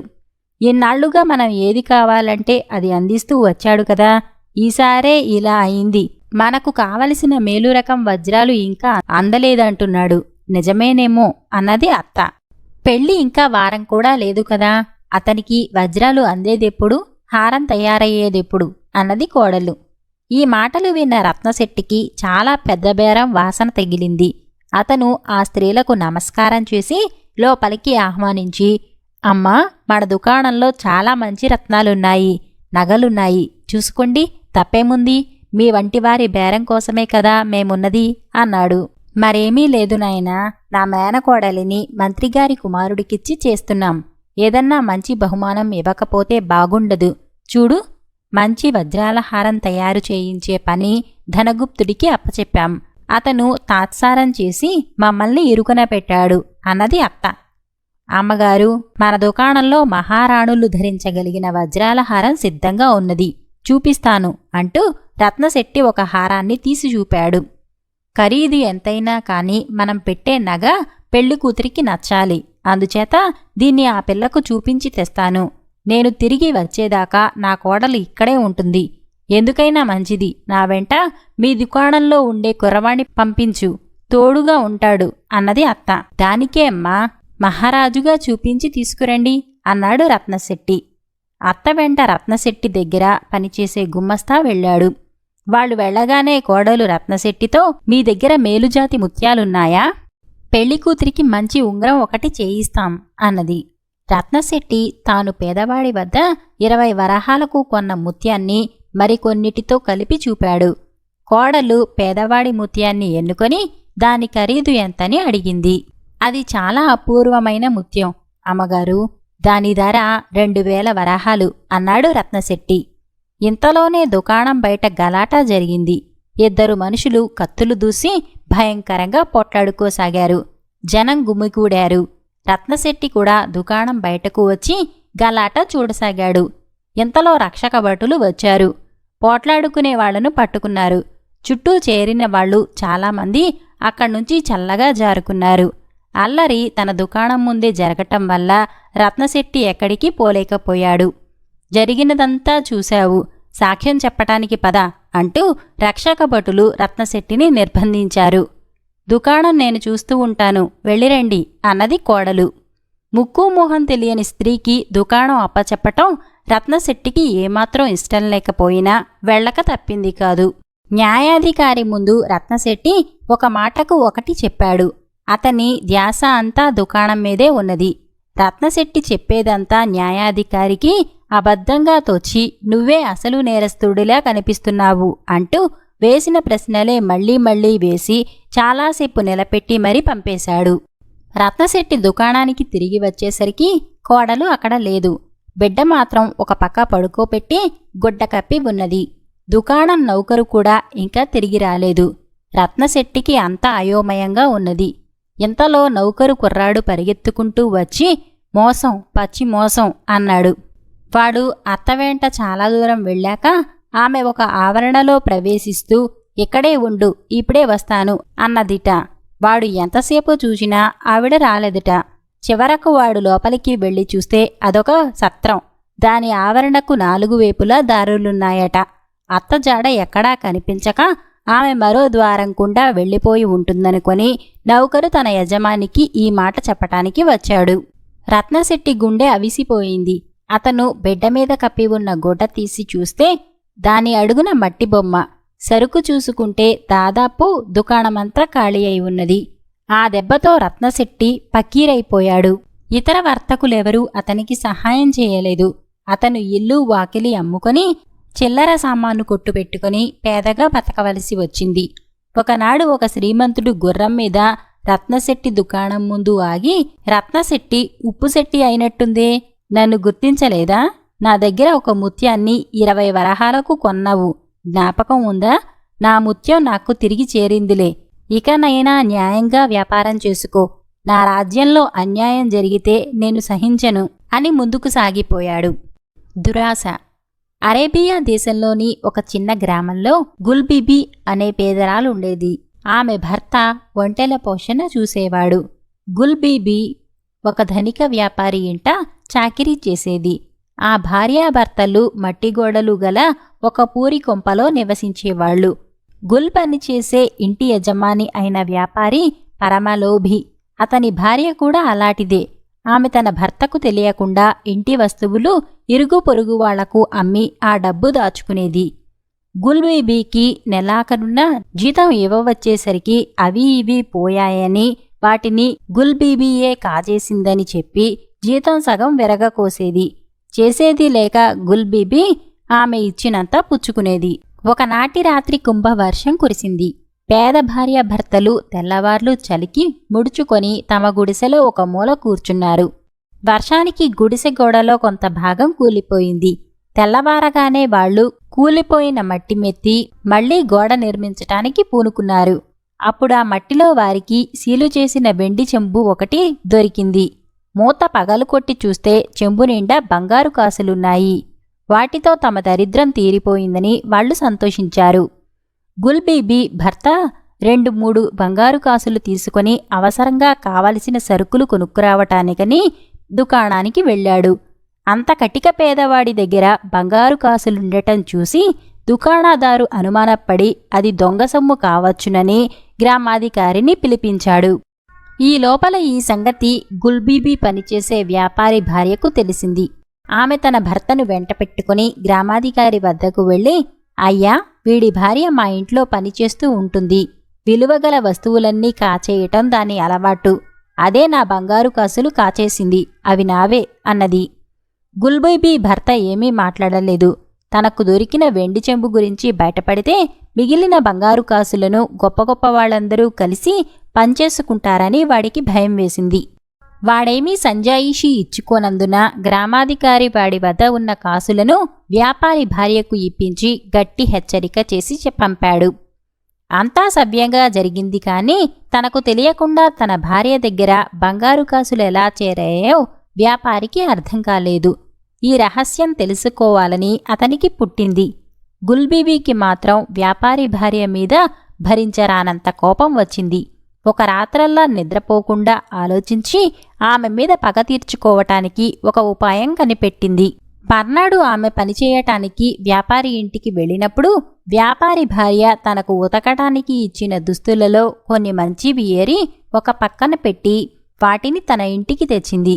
ఆమె వాటిని ధరించి బురకా వేసుకుని తమకు దొరికిన వెండి చెంబు, బంగారు కాసులు దుస్తులలో దాచుకొని తన భర్తను గ్రామాధికారికి అప్పగించిన షావుకారి దగ్గరికే వెళ్ళింది. అప్పటికి చీకటి పడి ఉండటం వల్ల గుల్బీబీ ఎత్తులోనూ లావులోనూ వ్యాపారి భార్యను పోలి ఉండటం వల్ల, వ్యాపారి భార్య ధరించే దుస్తులే వేసుకొని ఉండటం వల్ల షావుకారు అతి తేలిగ్గా మోసపోయాడు. తన భర్త బంగారు కాసులను వెండి కాసులకు మార్చుకురమ్మని పంపాడంటూ గుల్బీబీ షావుకారుకు తాను తెచ్చిన బంగారు కాసులిచ్చింది. షావుకారు బంగారు కాసులు ఎంచి చూసుకుని గుల్బీబీకి 8,000 వెండి కాసులిచ్చాడు. గుల్బీబీ తన గుడిసెకు తిరిగి వచ్చేసింది. మర్నాడు ఆమె వ్యాపారి భార్య దుస్తులు తీసుకుపోయి వ్యాపారి ఎంట పెట్టేసి వ్యాపారి భార్యతో తాను పని మానుకుంటున్నట్టు చెప్పి ఇంటికి వెళ్ళిపోయింది. ఆ రోజే షావుకారు వ్యాపారిని కలుసుకున్నప్పుడు, బంగారానికి నేనిచ్చిన వెండి లెక్క ప్రకారం సరిపోయింది కదా అని అడిగాడు. వ్యాపారికి షావుకారి మాటలేమీ అర్థం కాలేదు. బంగారమేమిటి, వెండేమిటి అన్నాడు అతను. నిన్న చీకటి పడేవేళ నీ భార్య చేత బంగారం పంపించి వెండి కింద మార్పించుకుంటేవి కాదటయ్యా, గుర్తులేదా అన్నాడు షావుకారు. వ్యాపారికి తన భార్య మీద అదివరకే కలిగిన అనుమానం ఈసారి రూఢి అయింది. తన భార్య తనకు తెలియకుండా అంతులేని బంగారం కూడబెడుతున్నదన్నమాట. అతను మహాకోపంలో ఇంటికి వెళ్లేసరికి అతని భార్య ఏవో వస్తువులు పొరుగింటి ఆమెకు అమ్ముతున్నది. ఒళ్ళు తెలియని ఆవేశంతో వ్యాపారి తన భార్యను చావతన్ని పుట్టింటికి పంపేశాడు. తమకు దొరికిన డబ్బుతో గుల్బీబీ ఆమె భర్త చీకు చింత లేకుండా సుఖంగా జీవించారు. దురాశ ఫలితం. దండకారణ్యపు కొండ ప్రాంతాలలో ఒక ఆటవిక తెగ ఉండేది. ఆ తెగలో 2 అన్నదమ్ములుండేవారు. ఇద్దరూ వయసు మళ్ళిన వాళ్ళు. ఆ తెగకు చెందిన వాళ్ళు ఏది చెయ్యాలన్నా వీళ్ల సలహా తీసుకుని మరీ చేసేవాళ్లు. అందువల్ల వాళ్లకు లాభించేది. అన్నదమ్ముల సలహా పొందినప్పుడల్లా ఆటవికులు వాళ్లకు చిన్న చిన్న కానుకలిచ్చుకుంటూ ఉండేవాళ్లు. ఈ కానుకలతో ఆ అన్నదమ్ములకు సుఖజీవనం జరగటం సాధ్యం కాదు. అయినప్పటికీ వారికే కొరత ఉండేది కాదు. అప్పుడప్పుడు వాళ్ళిద్దరూ కొండలకేసి వెళ్లి వస్తుండేవాళ్లు. ఎక్కడికి వెళ్లేవాళ్లో ఏం చేసేవాళ్లో ఎవరికీ తెలియదు. ఆ అన్నదమ్ముల వద్ద తంగుడు అనే ఒక అనాథ శిశువు వాళ్ల తెగకు చెందినవాడే పెరుగుతూ ఉండేవాడు. వాళ్లు తమకు కావలసిన చిన్న చిన్న పనులు వాడి చేత చేయించుకుంటూ ఉండేవారు. వారి ప్రయాణాల రహస్యం తంగడికి కూడా తెలియదు. ఇలా ఉండగా అన్నదమ్ములలో చిన్నవాడు కొద్ది రోజులు జ్వరం వచ్చి చనిపోయాడు. అది మొదలు పెద్దవాడికి కష్టాలు పట్టుకున్నాయి. గాలివానకు ఇల్లు కూలిపోయింది. తమ్ముడు బతికుండగా అయితే క్షణంలో ఇంకా పెద్ద ఇల్లు వెలిసేది. కాని అన్న ఆ కూలిపోయిన ఇంటిని బాగుచేసుకోవటానికి శక్తి చాలనివాడులాగా కనపడ్డాడు. గాదెలో గింజలు అడుగంటాయి. అటువంటి పరిస్థితి వెనుక ఎన్నడూ లేదు. 3 పూటలా సుష్టుగా తినే తంగడికి తిండి కూడా సరిగా అమరటం లేదు. వాడు తాత ముఖాన తరచూ విషాద ఛాయలు చూసేవాడు. ఉన్నట్టుండి ఒకనాడు తాత తంగడితో, ఒరే తంగా, ఇది విను. నీకొక రహస్యం చెబితే ఎవరితోనూ చెప్పకుండా దాయగలవా అన్నాడు. ఎందుకు దాయను తాత అన్నాడు తంగడు. సరే, ఈ రాత్రికింత అన్నం మూటకట్టు. మనం రేపు ప్రయాణం మీద పోవాలి అన్నాడు ముసలివాడు. మర్నాడు ఉదయమే ఇంటికి తాళం పెట్టి ఆవుపాలు పితికి మేత వెయ్యమని పొరుగింటి వాళ్లకు చెప్పి ఇద్దరూ నందికొండకని బయలుదేరారు. సంచిలో ఏవో సరుకులు పెట్టుకుని చేతికర్ర తాటిచ్చుకుంటూ ముసలివాడు ముందు నడుస్తుంటే తంగడు ఒక చేతిలో జొన్నరొట్టెల మూట, రెండో చేతిలో చిన్న బరిసె పట్టుకుని వెనక నడిచాడు. నందికొట్ట దిగువన ఉన్న అరణ్యంలోకి ఇద్దరు ప్రవేశించి చెట్ల మధ్యగా కొండ ఎక్కుతూ సాయంకాలమయ్యేసరికి ఎన్నో మైళ్లు నడిచి ఒక గుహను చేరుకున్నారు. కొండమీద నుంచి గుహకు అడ్డంగా లతలు పాకుతూ ఉండటంచేత అక్కడ గుహ ఉన్నట్టు కూడా చప్పున తెలియటం లేదు. ఆ రాత్రికి వాళ్ళిద్దరూ గుహద్వారం వద్ద ఆహారం తిని పడుకొని నిద్రపోయారు. మర్నాడు తెల్లవారుతూనే ముసలివాడు తంగణ్ణి తన వెనకనే రమ్మని గుహలోకి దారితీశాడు. వాళ్లు లోపలికి వెళ్లటానికి సన్నని రంధ్రంకుండా దేకుతూ వెళ్లవలసి వచ్చింది. కాని లోపలికి వెళ్ళాక గుహ ఎత్తుగానూ విశాలంగానూ ఉంది. అయితే లోపల కన్నుపడుచుకున్నా కనపడని చీకటి. ముసలివాడొక మైనం వత్తి తీసి వెలిగించి దాని వెలుగులో ముందుకు నడిచాడు. తంగడు తాత వెనకగా నడిచాడు. గుహలోకి చాలా దూరం వెళ్ళాక ముసలివాడు మైనం వత్తిని ఒక రాయి మీద నిలబెట్టి, ఒరే తంగా, నేనిప్పుడొక గొప్ప గారడి చేయబోతున్నాను. నువ్వు నాకు సహాయం చేయాలి. అది వరకు నా తమ్ముడి సహాయం చేసేవాడు. నువ్వు వాడి పనే చెయ్యాలి అన్నాడు. తంగడికి గుండె గుబగుబలాడింది. కాని చేస్తానన్నట్టు తల ఆడించాడు. ముసలివాడు సంచి తెరిచి అందులోనుంచి ఒక ఇనుపబొచ్చె, చిన్న సొరకాయ బుర్ర, ఆకుపచ్చని నూనెగల ఒక సీసా, అతి విచిత్రంగా ఉన్న పొడవాటి జుట్టువేరు పైకి తీశాడు. వాటిని చూసి తంగడు దడుచుకున్నాడు. ఆ వేరు వాడికి మరీ భయంకరంగా కనపడింది. అది ఏ చెట్టు వేరో వాడూహించలేకపోయాడు. ముసలివాడు ఇనుపబొచ్చెలోకి సొరబుర్రలో నుంచి నల్లని పొడి కొంత పోశాడు. తర్వాత వేరునుంచి కత్తితో సన్నని చక్రాలనేకం తరిగాడు. ఒక చక్రం తీసి మైనం వత్తి జ్వాలలో అంటించాడు. సురసురామండే ఆ చక్రాన్ని బొచ్చెలోని నల్లని పొడిలో వేశాడు. వెంటనే బొచ్చెలో నుంచి ఆకుపచ్చగాను నీలం రంగుగాను జ్వాలలు లేచాయి. ఒకటి అన్నాడు ముసలివాడు. బొచ్చెలోని జ్వాలలు తగ్గిపోయే సమయానికి 2 అంటూ ముసలివాడు ఇంకొక చక్రాన్ని బొచ్చెలో వేశాడు. జ్వాలలు మళ్లీ లేచాయి. ఈ విధంగా 4-5 చక్రాలు మంటలలో ఒకటి కాలినాక మరొకటిగా వేల్చి, ఈ పని చేయగలవా అని తంగణ్ణి అడిగాడు. చేయగలను తాత అన్నాడు తంగడు ధైర్యంగా. ముసలివాడు వేరునుంచి మరి 10 చక్రాలు తరిగి, ఇది ఒక్కొక్కటే మంటల్లో వేయాలి. ఒకటి కారటం పూర్తి కావస్తుండగా మరొకటి వేయాలి. చక్రాలు వేల్చేటప్పుడు 1, 2, 3 అని 10 దాకా గట్టిగా పైకి అనాలి. ఈ లోపల నీకేం కనపడినా నేనేం చేసినా గమనించకు. నీ పని నువ్వు చేసుకుంటూ పోవలసిందే. తెలిసింది కదా అన్నాడు. తంగడు తల ఆడించాడు. ముసలివాడు, నేను ముసుగు కప్పుకునేదాకా ఆగి ఆ తర్వాత ప్రారంభించు అని చెప్పి చేతికర్ర ఒక పక్కగా పెట్టి సీసాలో ఉన్న నూనె కొంచెం తాగి కంబళి నెత్తి నిండా కప్పుకొని ఏవో మంత్రాలు గొణగసాగాడు. కొంచెంసేపటికి తంగడు తల ఎత్తి చూస్తే తాత లేడు. తాత బట్టలు గొంగళి నేలపైన కుప్పగా పడివున్నాయి. వాటి కింది నుంచి ఒక ఆకుపచ్చని పాము బయటకు వచ్చింది. తంగడు కెవ్వున అరచి చాలా దూరం పారిపోయాడు. తంగా ఇలారా అని తాత కేక వినిపించింది. తంగడు భయపడుతూ యథాస్థానానికి వచ్చాడు.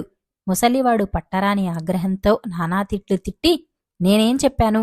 ఏం చూసినా పట్టించుకోవద్దని, నీ పని చేసుకుపొమ్మని చెప్పానా అన్నాడు. నిజమే, కాని ముందుగానే ఇలా అవుతుందని నాకు మాట మాత్రం చెప్పి ఉండవలసింది తాత. సరే, ఈసారి చూసుకో అన్నాడు తంగడు. వాడన్న మాట నిలబెట్టుకున్నాడు. 10 చక్రాలు తీసుకుని ఒక్కొక్కటే మంటలో వేల్చుతూ ఒక కంట తాత చేసేదంతా కనిపెడుతూనే ఉన్నాడు. ముసలివాడు ఏవో మంత్రాలు చదివి పాముగా మారిపోయి ఆ గుహలోనే ఒకచోట ఉన్న నెర్రె దగ్గరికి పాకిపోయి అందులో దూరి ఒక బంగారు నాణెం నోట ఖర్చుకు వచ్చి దాన్ని ఒక చోట పడవేసి మరొకటి తీసుకురావటానికి వెళ్ళాడు. ఈ విధంగా 10 చక్రాలు మండేదాకా ఆ పాము నాణాలు తెచ్చి మంటలు ఆరిపోయి చీకటి కాగానే తిరిగి ముసలాడుగా మారింది. ఇంటికి తిరిగి వచ్చేప్పుడు తంగడు ముసలివాణ్ణి, తాత, ఇది వరకల్లా డబ్బు ఇలాగే వచ్చిందా అన్నాడు. అవునురా అన్నాడు ముసలివాడు. తంగడు ఏమిటి, ఎలాగా అని చాలా ప్రశ్నలు వేయటానికి యత్నించాడు. కాని ముసలివాడు, నీకు సంబంధించని ప్రశ్నలేవీ వేయకు. ఒక్క సంగతి జ్ఞాపకం ఉంచుకో. ఈ సంగతి మూడోవాడికి తెలిసిందో మనం బతకలేం. డబ్బు కోసం అందరూ ఎగపడతారు. మంత్రాలు తెలిసిన వాళ్ళున్నారని తెలిస్తే మహారాజులు బతకనివ్వరు. అందుకని జాగ్రత్త అని హెచ్చరించాడు. అది మొదలు ముసలివాడికి దారిద్ర్య బాధ పోయింది. మళ్లీ పెద్ద ఇల్లు ఏర్పడింది. సుష్టుగా తిండి అమిరింది. పాత రోజులు తిరిగి వచ్చినట్టయింది. 2 ఏళ్లపాటు తాతకు తంగడు సహాయపడ్డాడు. ఆ తర్వాత వాడికి పెళ్లి అయింది. వాడి పెళ్ళాం శోభ. వాడి పెళ్ళాం జీడిల్లాటి మనిషి, పట్టుకుంటే వదిలేది కాదు. త్వరలోనే అది బంగారం సంగతి పసిగట్టి తంగడి ప్రాణాలు తోడి వాడి చేత రహస్యం బయట పెట్టేయించేసింది. ఇది పరమ రహస్యం, ఎవరికీ చెప్పకూడదు అన్నాడు తంగడు తన భార్యతో. నేనెందుకు చెబుతాను? అయితే ఈ ముసలాడిలా ఎంత బంగారమన్నా తేగలడంటావా అన్నది శోభ. తేగలడనే అనుకోవాలి అన్నాడు తంగడు. అయితే కాస్త కాస్త తెస్తాడేం? నాకు బోలెడంత ఖర్చున్నది. నాకు కొత్త బట్టలు కావాలి. ఇంట్లోకి బోలెడంత సామాను కొనాలి. ఏమిటి ముసలాడి ఉద్దేశం అన్నది శోభ. ఆమెకొక ఆలోచన తట్టింది. తన సహాయంతో తంగడు పాముగా మారి బంగారం తెస్తే పని జరిగిపోతుంది. ఆమె ఈ సూచన చేసినప్పుడు తంగడు నూనె తాగటమైతే తేలిక కాని గొంగళి కింద దూరి ఏదో మంత్రం గొణుగుతాడు. ఆ మంత్రం రానిదే పని జరగదేమో అన్నాడు. శోభ అంత తేలికగా విడిచిపెట్టే రకం కాదు. ముసలివాడు ఇంట్లో లేని సమయంలో అతని సంచి తీసింది. భార్యాభర్తలిద్దరూ నూనె తాగి వేరు చక్రాలు తగలపెట్టి చూశారు. ఫలితం లేకపోయింది. ఈసారి గుహకు వెళ్ళినప్పుడు ముసలాడు చదివే మంత్రాలు బాగా విని కంఠస్థం చెయ్యి అన్నది శోభ తంగడితో. 1కి 2 సార్లు వింటే కాని ముసలివాడు చదివే మంత్రం తంగడికి పట్టుబడలేదు. ముసలివాడి ఇంట్లో లేని సమయం చూసి భార్యాభర్తలిద్దరూ మంత్రాన్ని ప్రయోగించి చూశారు. ఈసారి మంత్రం పారింది. తంగడు పాముగా మారిపోయాడు. కాని ఆ క్షణంలోనే ముసలివాడు ఇంటికి తిరిగి వచ్చాడు. పామైపోయిన తంగడికి మనిషి రూపం ఇచ్చాడు. చూడు ముసలాడా, నీ రహస్యం మాకు తెలుసు. ఇంక వెనకటిలాగా సాగదు. ఇక నుంచి బంగారం కాస్త కాస్త తెచ్చి లాభం లేదు. తెచ్చిన దానిలో హెచ్చు భాగం మాకిచ్చేయాలి. ముసలాడివి, నీకు డబ్బుతో అవసరం లేకపోవచ్చుగాక, పడుచువాళ్లం, మాకది చాలా అవసరం అన్నది శోభ. మర్నాడు ముగ్గురూ కలిసి గుహకు వెళ్లాడు. ముసలివాడు 10 చక్రాలే వేరు నుంచి తరిగాడు. ఇంకా హెచ్చుగా తరగమన్నది శోభ. ఆ మంత్రం 10 చక్రాలు మండే వరకే పనిచేస్తుందన్నాడు ముసలివాడు. అలా అయితే మమ్మల్నిద్దరినీ పాములుగా చేసి పంపించు. పాముగా మారే మంత్రం నాకు తెలుసు అన్నది శోభ. ముసలివాడు సరేనన్నాడు. ముసలివాడు చక్రాలు ఒక్కొక్కటిగా వేల్చుతుంటే భార్యాభర్తలిద్దరూ పాములుగా మారి కన్నంలో నుంచి బంగారు నాణాలు తెచ్చి ఒక కుప్పగా పోశారు. 10వ చక్రం కూడా మండిపోయేసరికి పెద్ద కుప్పే తయారైంది. కాని పాములు తిరిగి మనుషులు కాలేదు. పాములవాడా పాములను చూసి, మీకు మనుషులుగా మారే మంత్రం తెలియదు, అయినా తొందరపడ్డారు. ఈ మంత్రం మీ బోటి వాళ్లకు తెలియరాదు. నేనిక బంగారం సంపాదించలేను. నిజమే కాని ఈ బంగారం జీవితాంతం దాకా సరిపోతుంది. మీరు ఈ అరణ్యంలో పాములుగా సంచరించి జీవితం వెళ్లబుచ్చండి అంటూ దారి పట్టాడు. 2 పాములు ఒకదాన్నొకటే చూసుకుని గుహ నుంచి బయటకు వచ్చి అరణ్యంలోకి వెళ్ళిపోయాయి. దురాశ దుఃఖం చేటు.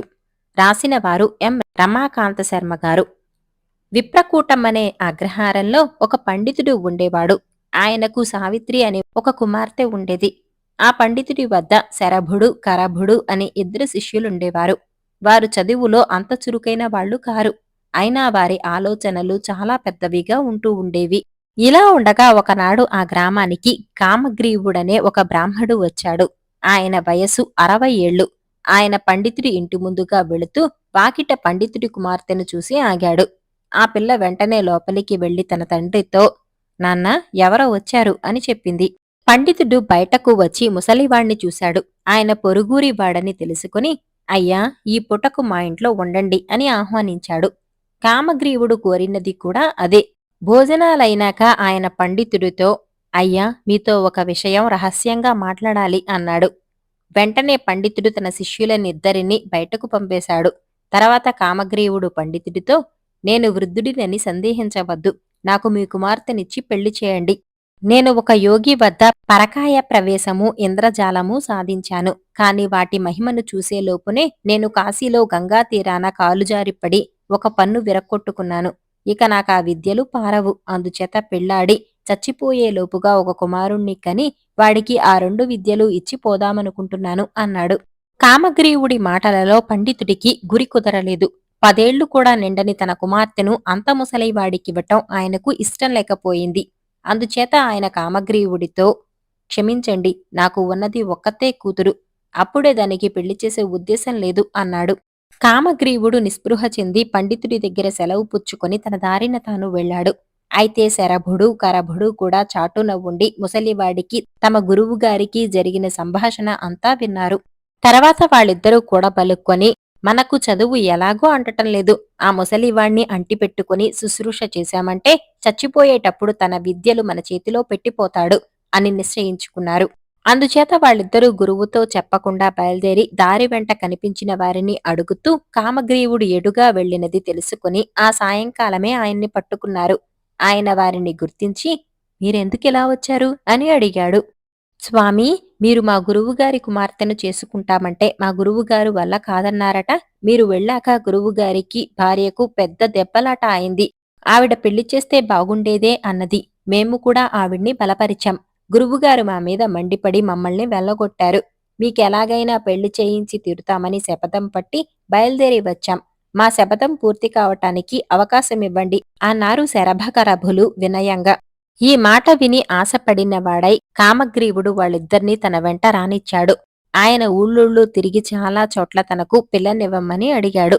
ఆయన వింటుండగా శరభకరభులు ఆయనను బలపరిచేవాళ్లు. ఆ తర్వాత పిల్లనిచ్చేవాళ్ల దగ్గరకు వెళ్లి, ఆ ముసలాడు ఇవ్వాళో రేపో గుటుక్కుమంటాడు, మీ పిల్లను మాత్రం ఇవ్వకండి అంటూ చెప్పేవాళ్లు. ఏమైనా కామగ్రీవుడికి మాత్రం పెళ్లి కానేలేదు. కొంతకాలానికి ఆయన మంచాన పడ్డాడు. ఇక తనకు ఆయుర్దాయం తీరిపోయిందని తోచగానే శరభుడి చేతిలో పరకాయ ప్రవేశ విద్య, కరభుడి చేతిలో ఇంద్రజాల విద్య పెట్టేసి కళ్ళు మూశాడు. ఈ విధంగా తమ కోరికలు ఫలించిన వారే శరభకరభులిద్దరూ తమ విద్యలతో వినోదించటం కోసం దేశాటనం బయలుదేరారు. కొన్నాళ్లు ప్రయాణం చేసి ఒక నగరం చేరారు.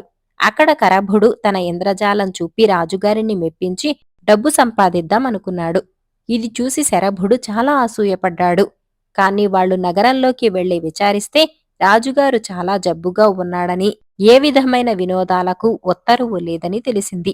ఒకవేళ రాజు చచ్చిపోతాడేమో, అప్పుడు శరభుడు పరకాయ ప్రవేశ విద్య ద్వారా తానే రాజే లాభం పొందుతాడేమోనని కరభుడు అసూయపడ్డాడు. ఇంతకు కొద్ది కాలంలోనే రాజుగారి వ్యాధి కుదిరింది. తర్వాత కరభుడు తన ఇంద్రజాల విద్య చూపించి రాజు వద్ద అంతులేని బహుమానాలు పుచ్చుకున్నాడు. ఇది చూసి సహించలేక శరభుడు కరభుడితో పోట్లాడి ముందుకు సాగి వెళ్లాడు. అతను అలా కొద్ది రోజులు ప్రయాణించి మరొక నగరం చేరాడు. సరిగా ఆ సమయానికే ఆ ఊరి రాజు రత్నాకరుడు మరణించాడు. ఈ వార్త శరభుడి చెవిన పడగానే అతను ఒకచోట చితిపేర్చి అందులో తన శరీరాన్ని పడేసి తాను వెళ్లి రత్నాకరుడి శరీరంలో ప్రవేశించాడు. చచ్చిన రాజు బతికాడని అందరూ సంతోషించారు. అయితే తిరిగి బతికినప్పటి నుంచి రాజులో చాలా మార్పు కనిపించింది. వెనకటి రాజఠేవి ఏమాత్రమూ లేదు. వెకిలిగా మాట్లాడసాగాడు. తనకు సంబంధించిన విషయాలే తెలియనివాడల్లే కనిపించాడు. ఈ మార్పు చూసి మంత్రులకే ఆశ్చర్యమైంది. రాణి, ఆమె కుమార్తె కీర్తిసేన రాజు వద్దకు వెళ్ళ నిరాకరించారు. మంత్రులు వచ్చి మహారాజుగారు తమ కోసం అడుగుతున్నారు అని చెబితే రాణి మహారాజుగారు ఆనాడే పోయారు. నేను విధవరాలిని, నన్ను ఎవరూగాని పిలిపించవలసిన అవసరం లేదు అని ఖండితంగా చెప్పేసింది. శరభుడు రత్నాకర మహారాజు శరీరంలో ప్రవేశించిన కొద్ది కాలానికి కరభుడు కూడా ఆ నగరమే చేరాడు. ఆతిథ్యానికి ఒకరి ఇంటికి వెళ్ళాడు. ఆ ఇంటి యజమాని శంతనుడనే బ్రాహ్మణ యువకుడు. అతను రాజుగారి దగ్గర పౌరోహిత్యం చేస్తున్నాడు.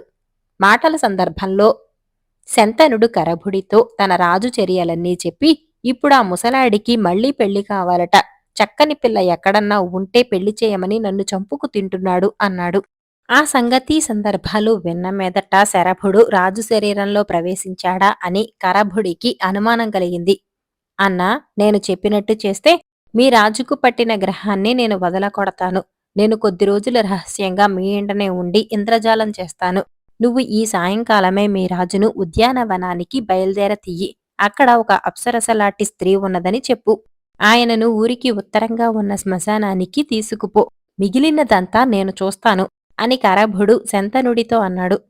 శంతనుడు రాజు వద్దకు వెళ్ళి, మహారాజా, ఊరికి ఉత్తరాన ఉన్న మన ఉద్యానవనంలో రంబలాటి కన్య ఎవరో వచ్చి ఉంటున్నదని, ఆమెను తమరొక్కసారి చూడాలని నా మనవి అన్నాడు. రాజు సరేనని ఆత్రంగా బయలుదేరాడు. ఇద్దరూ కలిసి శ్మశానానికి వెళ్లారు. అక్కడ కరభుడు తన ఇంద్రజాల విద్య చేత సృష్టించిన అద్భుతమైన ఉద్యానవనం వారికి కనిపించింది. అందులో కొంత దూరం పోయేసరికి ఒక పొదరింట్లో ఒక అపూర్వ సౌందర్యవతి వీణ వాయిస్తూ రాజు కంటపడింది. వెంటనే రాజు ఆమె వైపు పరిగెత్తబోయి పడ్డాడు. ఆయన లేచి చూసేసరికి ఉద్యానవనం గాని స్త్రీ కాని అక్కడ లేదు. ఇదేమిటి మాయలాగుంది అన్నాడు రాజు ఆశ్చర్యపోయి. మహారాజా, మీరా స్త్రీ చక్కదనం చూసి మూర్ఛపోయారు. నేను మిమ్మల్ని ఇంటికి చేర్చుతూ ఉండగా దారిలో తమకు స్పృహ వచ్చింది. ఇవాళ పొద్దుపోయింది. రేపు మళ్లీ వచ్చి సావకాశంగా ఆ స్త్రీతో మాట్లాడుతురుగాని అంటూ శంతనుడు రాజును ఇల్లు చేర్చాడు. రాజు మంత్రులతో ఊరికి ఉత్తరంగా ఉన్న మన ఉద్యానవనంలోని వనపాలకులను పిలిపించండి. అక్కడ ఉంటున్న దేవతా స్త్రీకి ఏ లోటు రాకుండా చూడమని స్వయంగా హెచ్చరించాలి అన్నాడు. మంత్రులు నిర్ఘాంతపోయి, మహాప్రభు, మన ఊరికి ఉత్తరంగా ఉద్యానవనం లేదే, వనపాలకులను ఎలా రప్పించమన్నారు అని అడిగారు. రాజు వారిని తిట్టి, నేను స్వయంగా చూస్తే లేదంటారేమిటి? మీ వల్ల ఏ పని కాదు. నాకు శంతనుడు తప్ప స్నేహితుడే లేడు అన్నాడు. ఈలోపుగా శంతనుడు ఇంటికి పోయి కరభుడితో జరిగిందంతా చెప్పాడు. రాజు శరీరంలో ఉన్నది శరభుడేనని కరభుడు రూఢి చేసుకున్నాడు. అతను ఆ రాత్రే శంతనుడి సహాయంతో రాణిని చూడబోయాడు. అక్కడే రాజకుమార్తె కీర్తిసేన కూడా ఉన్నది. కరభుడు రాణితో, అమ్మా, మహారాజు కళేబరంలో ప్రవేశించిన వాడు శరభుడనేవాడు. నా యుక్తి చేత వాణ్ణి వదలగొడతాను అని చెప్పాడు. ఆవిడ దానికి సమ్మతించింది. కరభుడు రాణీవాసానికి వస్తూ పోతూ ఉండటానికి అనుమతి దొరికింది. అతనికి కీర్తిసేనను చూస్తున్న కొద్దీ ఆమెను పెళ్లాడాలనే కోరిక జాస్తి కాసాగింది. ఒకరోజు అతను శంతనుడితో, అన్నా, నాకు ఎలాగైనా రాజకుమార్తెనిచ్చి పెళ్లి చేస్తేవా, నా దగ్గర ఉన్న ఇంద్రజాల విద్యను నీకు ఇచ్చేస్తాను అన్నాడు. ఇంద్రజాలం కళ్ళారా చూసి ఉన్న కారణం చేత శంతనుడికి ఆ విద్య సంపాదించాలని ఆశ పుట్టింది. శంతనుడు వెంటనే రాజు వద్దకు వెళ్ళి, మహారాజా, మనం చూసిన అప్సరస మీకు స్వాధీనం కావాలంటే మనకు ఒక బ్రాహ్మణ యువకుడి సహాయం కావాలి. తమ కుమార్తెనిచ్చి వివాహం చేస్తేనే కాని అతను సహాయం చేయడట. ఏం సెలవు అని అడిగాడు. దీనికింత ఆలోచన ఎందుకు? వివాహ ప్రయత్నాలు వెంటనే ఆరంభించమని మంత్రులతో చెప్పు అన్నాడు రాజు. తన కుమార్తెకు పెళ్లి ప్రయత్నాలు చేస్తున్నారని, ముహూర్తం కూడా సమీపంలోనే ఉన్నదని రాణికి తెలిసింది. ఈ ప్రయత్నాలకు కారకుడు శంతనుడని తెలిసింది. కాని పెళ్లికొడుకు ఎవరో తెలియలేదు. ఆ రహస్యం తెలుసుకోవటానికని రాణి శంతనుణ్ణి పిలిపించి, శంతనా, అమ్మాయిని ఎవరికో ఇచ్చి పెళ్లి చేస్తున్నావట, నాతో మాట మాత్రం చెప్పలేకపోయావా? అమ్మాయిని నీకే ఇచ్చి పెళ్లి చేయాలని అనుకుంటున్నాను కదా, ఎందుకిలా చేశావు అన్నది. శంతనుడు తన వల్ల పొరపాటు జరిగిందని తెలుసుకుని పశ్చాత్తాపంతో, అమ్మా, నేనేం చేసేది? కరభుడనేవాడు మన రాజుగారిని పట్టిన నీచుణ్ణి తన ఇంద్రజాల విద్యతో వదలకొడతానన్నాడు. కాని అతనికి కీర్తిసేనను పెళ్లాడాలన్న దుర్బుద్ధి పుట్టింది. అతను తన ఇంద్రజాల విద్యను నాకిచ్చే షరతుపై పెళ్లి జరిపించటానికి ఒప్పుకున్నాను. ఆ విద్య నా చేతికి వస్తే నేనైనా రాజుగారిని పట్టిన వాణ్ణి వదలగొట్టవచ్చును కదా అనుకున్నాను అన్నాడు. పిచ్చివాడా, రాజుగారి సంగతి చూసినాకనే ముహూర్తం పెడతాననలేకపోయావా అన్నది రాణి. కీర్తిసేన జరిగిందంతా తల్లి వల్ల విన్నది. ఆమె తన చెలికత్తెకు చెప్పవలసిన మాటలన్నీ చెప్పి కరభుడి దగ్గరకు పంపింది. అతి నిరజాణ అయిన ఆ చెలికత్తె కరభుడి దగ్గరకు వెళ్లి, నువ్వు పెళ్లాడబోతున్నావని విని మా రాకుమార్తె ఎంతో సంతోషించింది. ఆమె ఒప్పుకోదని నువ్వు దాచిపెట్టావులాగుంది. కాని ఆమె నిన్ను చూసినది మొదలు ఎప్పుడు పెళ్లాడదామా అని ఉన్నది. కాని ఒక్క పొరపాటు చేశావు. నీ ఇంద్రజాల విద్య ఆ శంతనుడికి ఎందుకిస్తానన్నావు? అతను చెయ్యకపోతే నీ పెళ్లి ఆగుతుందా అన్నది. కరభుడు పశ్చాత్తాపడి, అయ్యో, మాట ఇస్తేనే అన్నాడు. ఇప్పుడేమీ మిగిలిపోయింది లేదు. ఇవాళో రేపో రాజుగారిని పట్టిన వాణ్ణి వదలకొట్టి వెంటనే ఆ ఇంద్రజాల విద్యను నీ కాబోయే భార్య దగ్గరే దాచిపెట్టు. శంతనుడు నిన్నేమి చేయలేడు అన్నది. మరి కాసేపటికి శంతనుడు వచ్చి కరభుడితో, ఇంక జాగు చేస్తే మన ఇద్దరి మర్యాద దక్కదు. నువ్వు వెంటనే రాజును పట్టిన శరభుణ్ణి వదలకొట్టు. నీకు పెళ్లి అయ్యేటట్టు నేను చూస్తాను అన్నాడు. కరభుడు ఆ రోజు మళ్లీ ఇంద్రజాలం పన్నాడు. ఆ రోజే ఒక గొల్ల కుర్రవాడు పాము కరచి చావగా మాయ చేసి కరభుడు ఆ శవాన్ని ఒక చోట దాచి ఉంచాడు. ఆ సాయంకాలం మళ్లీ అతను ఉద్యానవనం కల్పించి అందులో మాయస్త్రీని ఉంచి ఆమె పక్కనే గొల్ల యువకుడి శరీరాన్ని ఉంచాడు. ఆ సాయంకాలం శంతనుడు రాజును మాయోద్యానానికి తీసుకువెళ్లాడు. వారు వెళ్లేసరికి ఆ స్త్రీ గొల్లవాడి శవం పక్కన కూర్చొని ఏడుస్తున్నది. ఏమిటిది? వీడెవడు? ఎందుకేడుస్తున్నాడు అని రాజు ఆమెను అడిగాడు. ఏం చెప్పేది? వీడు నా నౌకరు. నాకు మా తండ్రి ఇచ్చిన నిధిని వీడెక్కడో దాచి కాపాడుతున్నాడు. అటువంటివాడు అకస్మాత్తుగా పాము కరిచి చచ్చాడు. ఆ రహస్యం తెలుసుకోవాలి. వాడెలాగైనా 2 నిమిషాలు బతికితే చాలు అన్నది. దీనికి నువ్వెంత విచారించిన అవసరం లేదు. వీణ్ణి నేను ఇప్పుడే బతికిస్తాను అంటూ రాజు శరీరంలో ఉన్న శరభుడు ఆ శరీరాన్ని వదిలేసి గొల్లవాడి శరీరంలో ప్రవేశించాడు. ఆ సమయంలో అక్కడే అదృశ్యంగా ఉన్న కరభుడు రాజు శరీరాన్ని కత్తితో 2 తుండలుగా నరికేశాడు. మరుక్షణం ఉద్యానవనము, ఏడిచే స్త్రీ మాయమై శంతనుడు, కరభుడు, గొల్లవాడి రూపంలో శరభుడు మిగిలారు. శంతనుడు, కరభుడు చేరి గొల్లవాణ్ణి పెడరెక్కలు విరిచి కట్టేశారు. ఇక జాగు చేయక నీ ఇంద్రజాల విద్య నా పరం చెయ్యి అన్నాడు శంతనుడు. రాజు కూతురి మెడలో తాళి కట్టిన మరుక్షణం అలాగే ఇచ్చేస్తాను అన్నాడు కరభుడు. ఇద్దరూ గొల్లవాణ్ణి తీసుకుపోయి రాణీకి చూపించి, రాజు శరీరంలో ప్రవేశించిన దుర్మార్గుడు ఇప్పుడు ఈ గొల్లవాడి శరీరంలో ప్రవేశించాడు. వీడికి ఏ శిక్ష విధిస్తారో విధించండి అన్నారు. మంత్రులు గొల్లవాణ్ణి ఖైదు చేయించారు. తర్వాత కరభుడు కీర్తిసేన వద్దకు వెళ్లి, ఇదిగో నా ఇంద్రజాల విద్య, ఇక మనకు పెళ్లి కావటమే తరువాయి అన్నాడు. ఆమె వాని వద్ద నుంచి ఇంద్రజాల విద్య తీసుకుని నౌకర్లతో ఈ ఆశాపాతకుణ్ణి ఖైదులో వేసిరండి అన్నది. కరభుణ్ణి ఖైదు చేశారనగానే శంతనుడు ఇక తనకు రాజకుమార్తెకు పెళ్లి తప్పదని భావించి రాజసౌధానికి వచ్చాడు. అతన్ని రాజభటులు పట్టుకుపోయి ఖైదులో వేశారు. ఈ విధంగా దురాశకు పోయిన శరభుడు, కరభుడు, శంతనుడు కారాగృహవాసం అనుభవించారు. దురాశ. ఒక గ్రామంలో అమిత దురాశపరుడు, దుష్టుడు అయిన ఒక భూస్వామి ఉండేవాడు. ఒక సంవత్సరం అతను 40 ఎకరాల మామిడి తోట వేశాడు. మొక్కలకు నీళ్లు పోయటానికి, తోటకు కాపలా కాయటానికి మనిషిని పెట్టదలచి భూస్వామి రంగయ్య అనే పేదవాణ్ణి పిలిచి, చూడు రంగయ్య, మామిడి మొక్కలు కాపుకు వచ్చేదాకా నీళ్లు పోస్తూ కాపలా కాస్తూ ఉండినట్టయితే అవి కాపుకు రాగానే నీకో 4 ఎకరాలిస్తాను అన్నాడు. రంగయ్య సరేనన్నాడు. అతను ఆ తోటలోని చిన్న ఇల్లు వేసుకుని మొక్కలకు నీళ్లు పోస్తూ తోటకు కాపలా కాస్తూ 4 ఏళ్లు గడిపాడు. 4వ ఏడు తోట కాపుకు వచ్చింది. రంగయ్య భూస్వామితో, తోట కాపుకు వచ్చింది, వచ్చి చూచుకోండి అన్నాడు. భూస్వామి తనకున్న భూముల్లో ఎందుకూ పనికిరాని బంజరు 4 ఎకరాలు చూపించి, ఇదే నేను నీకివ్వదలచిన భూమి, దీన్ని సాగు చేసుకో అన్నాడు రంగయ్యతో. రంగయ్య భూస్వామితో 4 ఎకరాల మామిడి తోట ఇస్తానని ఇలా మోసం చేయటం ధర్మం కాదు, అన్నమాట ప్రకారం మామిడి తోట ఇప్పించండి అన్నాడు. భూస్వామి రంగయ్యతో, నేను నీకు 4 ఎకరాలు ఇస్తానన్నాను కాని 4 ఎకరాల మామిడి తోట ఇస్తాననలేదు. అదీకాక తోట అంతా కాపుకు రాలేదు. కావలిస్తే చూడు, అంతా పూత పిందేలేని 2 గొడ్డుమోతు చెట్లను చూపించాడు. చేసేదేమీ లేక రంగయ్య భూస్వామి చేసిన మోసానికి విచారిస్తూ ఇంటికి వెళ్ళాడు. జరిగినదంతా విని రంగయ్య కొడుకు మండిపడ్డాడు. అతను భూస్వామికి తగిన గుణపాఠం నేర్పాలని నిశ్చయించుకున్నాడు. కొద్ది రోజులు గడవనిచ్చి ఆ కుర్రవాడు తానొక సన్యాసి వేషం వేసుకుని తన స్నేహితులిద్దరికి శిష్యుల వేషాలు వేసి తాను వెళ్లి ఊరు బయట మర్రి చెట్టు కింద కూర్చొని తన స్నేహితులనిద్దరినీ ఊళ్ళోకి పంపాడు. వాళ్ళిద్దరూ ఊళ్ళో జనం మధ్య తిరుగుతూ తమ గురువుగారు గొప్ప శక్తులు కలవాడని, కాశీకి వెళుతూ ఊరి బయట మర్రి చెట్టు కింద మకాం చేసి ఉన్నారని, కోరిన వారు వెళ్లి వారి దర్శనం చేసుకుని లాభం పొందవచ్చునని ప్రచారం చేశారు. ఈ ప్రచారం విని చాలామంది గ్రామస్తులు పాలు పళ్ళు పట్టుకుని ఆ సన్యాసి వద్దకు వెళ్లారు. వారంతా తానెరిగిన వారే కావటం చేత రంగయ్య కొడుకు తాను దివ్య దృష్టితో తెలుసుకున్న వాడిలాగా నటిస్తూ వారి కష్టసుఖాలన్నీ మాట్లాడాడు. ఇందువల్ల సన్యాసి మీద అందరికీ అంతులేని గురి కుదిరింది. ఆ రోజు సాయంత్రం శిష్యులు మళ్లీ గ్రామంలోకి వెళ్లి తమ గురువుగారు భూమిలో ఉండే నిధి నిక్షేపాల జాడలు చెప్పగలరని ప్రచారం చేశారు.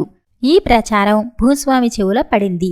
భూస్వామి ఆ రాత్రి బాగా చీకటి పడినాక పాలు పళ్ళు ఇతర కానుకలు తీసుకుని ఎవరూ లేని సమయంగా చూసి మర్రి చెట్టు వద్దకు వెళ్లి సన్యాసి దర్శనం చేసుకుని అతని కాళ్లపైన పడి, నాకు నిధులున్న చోటు ఒక్కటైనా చూపించండి, వాటిని పూర్తిగా పుణ్యకార్యాలకే వెచ్చిస్తాను అని వేడుకున్నాడు. భూస్వామి చేత మళ్లీ మళ్లీ అడిగించుకుని సన్యాసి బలవంతాన ఒప్పుకున్నట్టు నటించి భూస్వామిని వెంటపెట్టుకుని పొలాల మీదకి బయలుదేరాడు. వాళ్లు రంగయ్యకు భూస్వామి ఇచ్చిన బంజరు భూమిని చేరగానే సన్యాసి ఒకచోట పెద్ద గిరిగీసి అక్కడ నిలువులోతు తవ్వితే అంతులేని బంగారం దొరుకుతుందని అతడికి చెప్పాడు. ఆ సన్యాసి భూస్వామితో, నేను తెల్లవారుతూనే కాశీకి వెళ్ళిపోతున్నాను, మళ్లీ ఇటు వచ్చేలోపుగా ఈ నిధితో ఒక శివాలయం కట్టించాలి అని చెప్పి భూస్వామిని పంపేసి తన శిష్యులతో సహా అప్పుడే వెళ్ళిపోయాడు. భూస్వామి తెల్లవారగానే రంగయ్యను పిలిపించి, రంగయ్య, నేను నీకిచ్చిన బంజరు 4 ఎకరాలు నాకే తిరిగి ఇచ్చెయ్యి. నువ్వు పెద్దవాడివి, ఆ బంజరు సాగు చేయలేవు.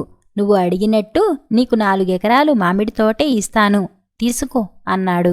రంగయ్య తల అడ్డంగా తిప్పి, వద్దులేండి, నాకా బంజర ఉండనివ్వండి. మీరు 40 ఎకరాల మామిడి తోట ఇచ్చినా నాకు వద్దు, దాన్ని మీరే ఉంచుకోండి అన్నాడు. భూస్వామి మదన పడిపోతూ రంగయ్యతో బేరానికి దిగి 10 ఎకరాల మామిడి తోట ఇస్తానన్నాడు. తర్వాత దాన్ని 20 ఎకరాలు చేశాడు. చివరకు రంగయ్య ఆ బంజరు పొలం వదులుకుంటే 40 ఎకరాల మామిడి తోట ఇచ్చేస్తానన్నాడు. అప్పుడు రంగయ్య దిగివచ్చి మామిడి తోటంతా తన పేర రాయించుకుని ఇంటికి తిరిగి వెళ్ళిపోయాడు. భూస్వామి బంగారం గురించి కలలు కంటూ సన్యాసి గిరిగీసిన చోట తవ్వించనారంభించాడు. ఎంత లోతు తవ్వినా అక్కడ బంగారం ఏమీ దొరకలేదు భూస్వామికి. దురాశ దుఃఖం చేటు. చాలా కాలం క్రితం ఒక గ్రామంలో రంగయ్య అనే వైద్యుడు ఉండేవాడు. వైద్యంలో గటికుడే కాని వట్టి దురాశాపరుడు. వైద్యం కోసం వచ్చిన వారిని బేదా సాదా అని చూడకుండా పీల్చి పిప్పి చేసేవాడు. ఊరి వాళ్లకు అతని వద్దకు వెళ్లాలంటే గుండెలు దడదడలాడేవి. కానీ గత్యంతరం లేదు. చుట్టూ 5-6 ఆమడల్లో సరి అయిన వైద్యుడు ఒక్కడూ లేడు. పూర్వం ఆ గ్రామంలో ఉన్న వైద్యులు రంగయ్య తాకిడికి తట్టుకోలేక దూర గ్రామాలకు పారిపోయారు. ప్రజలను పీడించి 2 చేతులా డబ్బు సంపాదిస్తున్నా రంగయ్యకు తనివి తీరలేదు. పైపెచ్చు డబ్బు కూడిన కొద్దీ ఆశ ఎక్కువ కసాగింది.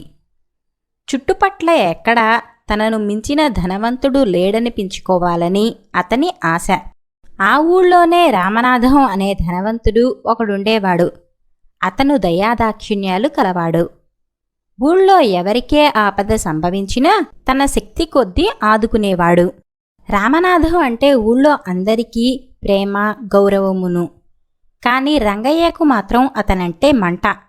అతని మూలానే తనకు గౌరవ మర్యాదలు లేకుండా పోతున్నాయని రంగయ్య ఉద్దేశం. ఎన్ని కుతంత్రాలు పన్నీ కూడా రంగయ్యకు రామనాథాన్ని అణచివేయటం సాధ్యం కాలేదు. అయితే ఒకనాడు రంగయ్యకు ఆ అవకాశం దొరికింది. రామనాథానికి కల ఒకగానొక్క కొడుకు అకస్మాత్తుగా జబ్బు చేసింది. బిడ్డ చాలా బాధలో ఉన్నాడు. అది చూసి విలవిలలాడిపోతూ రామనాథం రంగయ్యను పిలిపించాడు. రంగయ్య వచ్చి బిడ్డను చూసి, అయ్యా, ఇది రౌక్షగుణం, విషవ్యాధి. చికిత్స చెయ్యాలంటే శ్రమతోనూ ఖర్చుతోనూ కూడిన పని అన్నాడు. రామనాథం రంగయ్య చేతులు పట్టుకొని, రంగయ్య గారు, నాకున్న సంతానం వీడొక్కడే. ఎంత శ్రమ అయినా సరే మీరీ బిడ్డను బ్రతికించాలి. మీ రుణం ఉంచుకోను అన్నాడు. రంగయ్య సానుభూతి నటిస్తూ, అయ్యా, తమ సంగతి నేనెరగనా? తమ కోసం ఎంత శ్రమ అయినా పడతాను. కానీ ఈ చికిత్సకు మహాఘృతం అంటే 111 సంవత్సరాల నాటి నెయ్యి కావాలి, లేదా స్వర్ణశ్యామకం తయారు చేయాలి. అందుకు మణుగు బంగారం కావాలి అన్నాడు. రామనాథం గుండెల్లో రాయిపడింది. రంగయ్య దుర్బుద్ధి స్పష్టమవుతూనే ఉన్నది. నా ఆస్తంతా అమ్మినా మణుగు బంగారం కాదే. మీరేదైనా దారి చూడండి, పుణ్యం ఉంటుంది అన్నాడు రామనాథం. ఈ రోగానికి మరో చికిత్స లేదు. ఆ తర్వాత మీ ఇష్టం. ఆస్తే చూసుకుంటారో మీ బిడ్డ ప్రాణమే చూసుకుంటారో మీరే నిర్ణయించుకోండి అన్నాడు రంగయ్య నిర్దయగా. రంగయ్యను బతిమాలి లాభం లేదు. అతనిది కసాయి గుండె. దైవం మీద భారం వేసి మణుగు బంగారం తెచ్చి ఇవ్వటానికి ఒప్పుకున్నాడు రామనాథం. రామనాథం ఆస్తంతా హారతి కర్పూరంలా ఇరిగిపోయింది. రంగయ్య 4 రోజులు రాత్రింబగళ్ళు కష్టపడ్డట్టే కనిపించింది. పిల్లవాడు మాత్రం బాగా కోలుకుని తిరగగలిగాడు. రంగయ్య తనకు చేసిన ద్రోహం తలచుకుని రామనాథం కడుపు మండిపోసాగింది. ఎలాగైనా ఇందుకు ప్రతీకారం చేసి రంగయ్య కళ్ళు తెరవాలనిపించింది. లేకపోతే రంగయ్య దురాశ ఇంకెన్ని కొంపలైనా ముంచవచ్చు. రామనాథం తన భార్యను, కుమారుణ్ణి తీసుకుని ఊరు విడిచి ఎటో వెళ్ళిపోయాడు. రామనాథం రంగయ్య మీద పగపట్టాడని, ఏదో ఒకరోజు రంగయ్య ఇల్లు కొల్లగొట్టబోతున్నాడని ఊళ్ళో పుకారు లేచింది. ఈ పుకారును లేవదీసినవాడు రామనాథానికి నమ్మకస్తుడైన ఒక రైతు. ఈ పుకారు విని రంగయ్య బెంబేర్లు పడిపోయాడు. అసలే కుగ్రామం. తన హితవు కోరే మిత్రులు గ్రామంలో ఎవ్వరూ లేరు. ఒక రాత్రంతా ఆలోచించి రంగయ్య ఒక నిర్ణయానికి వచ్చాడు. తన దగ్గర ఉన్న బంగారము, ధనము పట్నానికి తీసుకుపోయి ప్రభుత్వ ఖజానాలో దాచిపెట్టాలని. తనకు బాగా తెలిసిన పాలెగాళ్లను పిలిపించుకొని తన బంగారము, ధనము మూటకట్టుకుని రంగయ్య ఉదయాన్నే పట్నం బయలుదేరాడు. కొండమలుపు తిరగగానే రంగయ్యను దొంగలు అటకాయించారు. రంగయ్యకు గుండె జారిపోయింది. ఎదురించటానికి కూడా వీలులేని పరిస్థితి. దొంగలు 20 మంది దాకా ఉన్నారు. వాళ్లు రంగయ్యను ఒక కొండగుహలో బంధించారు.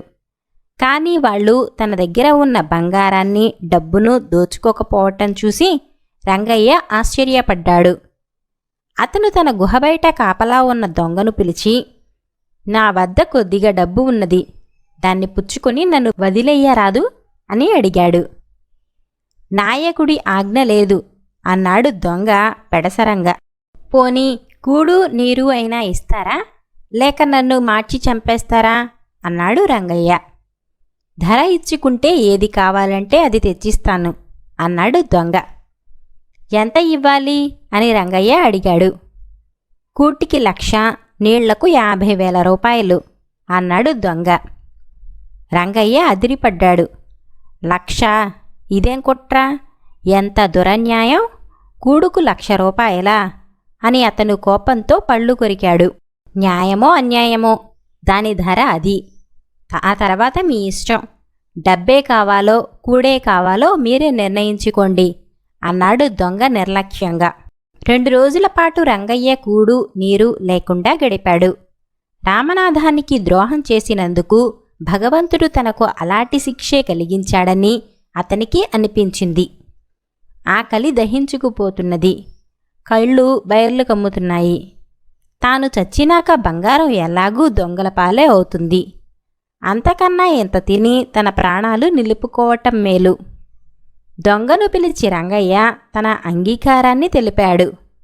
2 వారాలైనా పూర్తికాకముందే రంగయ్య దగ్గర ఉన్న బంగారము, డబ్బు హరించుకుపోయింది. ఇక ఒక్క ముద్ద అన్నం కోసం, గుక్కెడు నీళ్ల కోసం తాను వాచిపోయే స్థితి ఏర్పడిందని తెలుసుకుని రంగయ్య కళ్ళనీళ్లు పెట్టుకున్నాడు. అతను దొంగల నాయకుణ్ణి పిలిచి దండం పెట్టి తిండి కోసం దీనంగా ప్రార్థించాడు. రామనాథం ఆస్తి హరించినప్పుడు, గ్రామంలో ప్రజలను పీడించినప్పుడు వాళ్లు ఇలాగే బాధపడి ఉంటారని తెలుసుకోలేకపోయావా రంగయ్య అని దొంగల నాయకుడు అడిగాడు. ఆ కంఠస్వరాన్ని గుర్తించి రంగయ్య, నన్ను క్షమించు రామనాథం, దురాశ కొద్దీ మిమ్మల్నందర్నీ పీడించాను. ప్రాణం విలువ ఇప్పుడే నాకు తెలిసి వచ్చింది అంటూ వలవలా ఏడ్చాడు. రామనాథం రంగయ్యను ఊరడించి గ్రామానికి తీసుకుపోయాడు. అటు తర్వాత రంగయ్య ఊరికి ఎంతో ఉపకారి అయ్యాడు.